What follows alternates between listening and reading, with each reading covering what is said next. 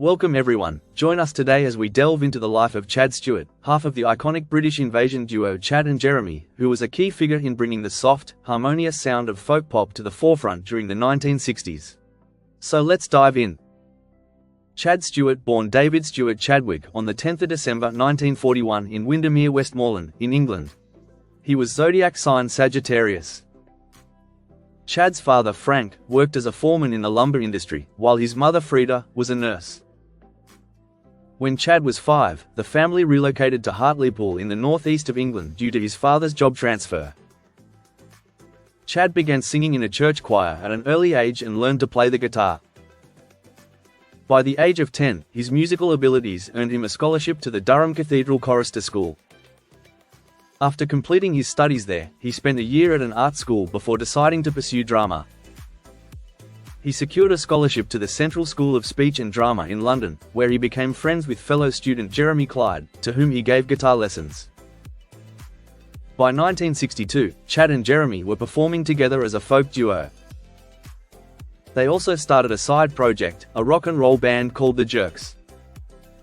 After finishing drama school, they put their music on hold when Jeremy took a short-term acting job at Dundee Repertory Theatre in Scotland.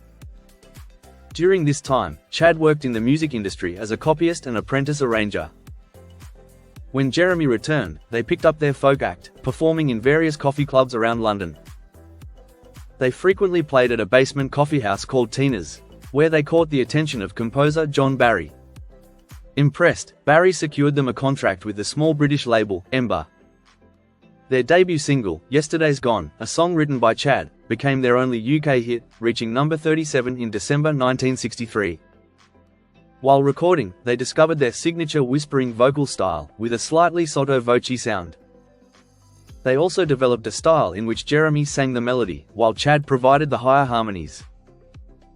Chad and Jeremy's career in Britain took a downturn after the press highlighted Jeremy's aristocratic background, revealing him as the Duke of Wellington's grandson and featuring a photo of him as a pageboy at the Queen's coronation.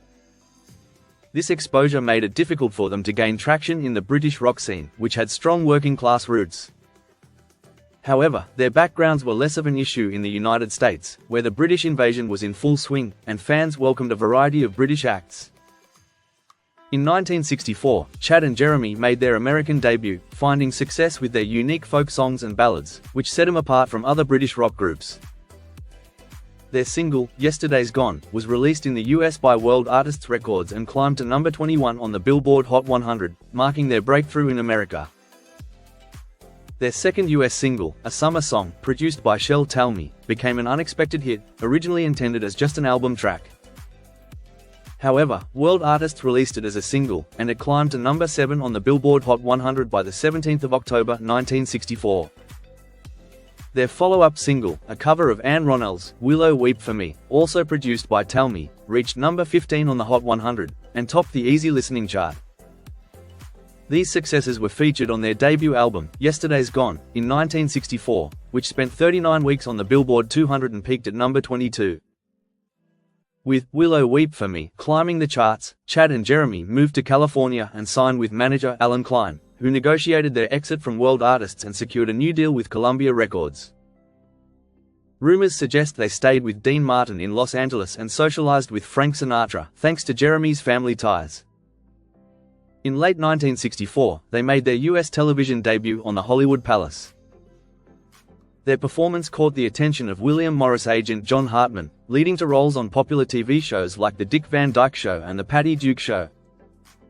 Over the next few years, they appeared on shows including The Danny Kaye Show, Shindig, and Hullabaloo.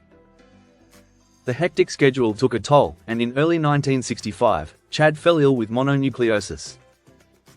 Meanwhile, Jeremy committed to a role in the London musical Passion Flower Hotel. Before leaving, they quickly recorded the album, I Don't Want to Lose You Baby, while Chad recovered. Despite the duo's assurances that they weren't splitting up, rumors escalated when Jeremy missed a Chicago performance, prompting Chad to perform solo with a cardboard cutout of Jeremy as a humorous stand-in. Chad went on to record The Cruel War with his wife Jill, while Jeremy released a solo single, I Love My Love, produced by John Barry. Neither release garnered much attention. By the year's end, Chad and Jeremy reunited to produce a new album, Distant Shores, and filmed a pilot for NBC. However, the network opted for The Monkees, another rock-themed show. Instead, Chad and Jeremy made notable guest appearances in 2 episodes of the popular series Batman. Chad lent his voice to one of the vultures in the 1967 film The Jungle Book. Chad and Jeremy then spent nearly a year in the studio with producer Gary Usher to create 1967's Of Cabbages and Kings, an ambitious, complex album described by Jeremy as a soundtrack without the film. However, the album alienated much of their fan base, resulting in poor sales. Usher continued to produce for them, releasing the single Painted Dayglow Smile and, in early 1968, Sister Marie. Growing tensions between the duo, partly due to Jeremy's increasing focus on acting, led to a split after finishing the arc. The album's high costs even resulted in Columbia ending Usher's contract. Although the soundtrack for the film 3 in the Attic, largely a Chad solo project, was released in 1969 under the Chad and Jeremy name, by 1968, their record contract had fallen through, and their time in the spotlight had faded. Jeremy returned to England and became a regular actor at London's Old Vic Theatre, appearing in various stage and TV productions. Chad remained in the US, attempting to continue his musical career with his then-wife, performing as Chad and Jill. He served as the music director for the Smothers Brothers Comedy Hour on CBS TV and worked as a producer at A&M Records. From 1983 to 1987, Chad and Jeremy reunited to record a new album and perform concerts, including a multi-band British Invasion nostalgia tour, before parting ways amicably. For years, they were entangled in legal disputes over the publishing rights to their early music, and Chad later noted that they received nothing, not a cent. Chad eventually settled in Idaho, where he offered private music lessons. In 2003, the duo reunited for a PBS-filmed concert, performing both classic hits and new material. They continued touring mainly across North America for 13 more years. In 2010, they released 50 Years On to celebrate their 50-year partnership as Chad and Jeremy. Chad retired from performing in 2016. Personally, known as Chad since his teenage years, he officially changed his name in 1964. That same year, he married his first wife, English model Jill Gibson, whom he met at the Central School of Speech and Drama. They had 3 children, including James Patrick Stewart, an American television, film, and voice actor. Chad later married Valerie Romero, with whom he had 2 children, though the marriage ended in divorce.